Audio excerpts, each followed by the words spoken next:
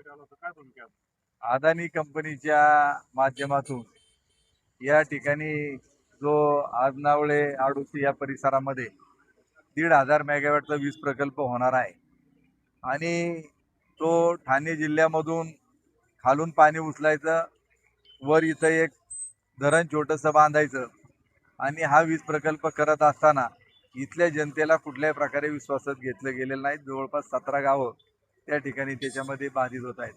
आमचं म्हणणं एवढंच आहे की सूरज भाऊंनी याच्यामध्ये पुढाकार घेतला, संपूर्ण आदिवासी जनतांनी त्यांना पाठिंबा दिलेला आहे की या आदिवासी भागामध्ये या पूर्व कालखंडामध्ये जुन्नर आंबेगावच्या परिसरात 6 धरणं झाली आणि आज बाकीचा भाग सुजलम सुफलम झाला.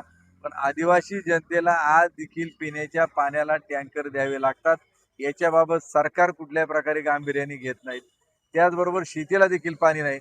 आमचं एवढंच म्हणणं आहे की कुठल्याही प्रकारे जोपर्यंत इथल्या आदिवासी भागातील जनतेच्या पिण्याचं कायमस्वरूपी पाणी, शेतीला पाणी त्यांना मिळत नाही, तोपर्यंत इथं नवीन प्रकल्प होणार नाही. याच्यावर आम्ही ठाम आहोत. पर्यावरण महामंडळाचे आता अधिकारी आले होते, काय चर्चा झाली? त्यांनी सांगितलं की आम्ही जनसुनावणी 21 तारखेला ठेवलेत.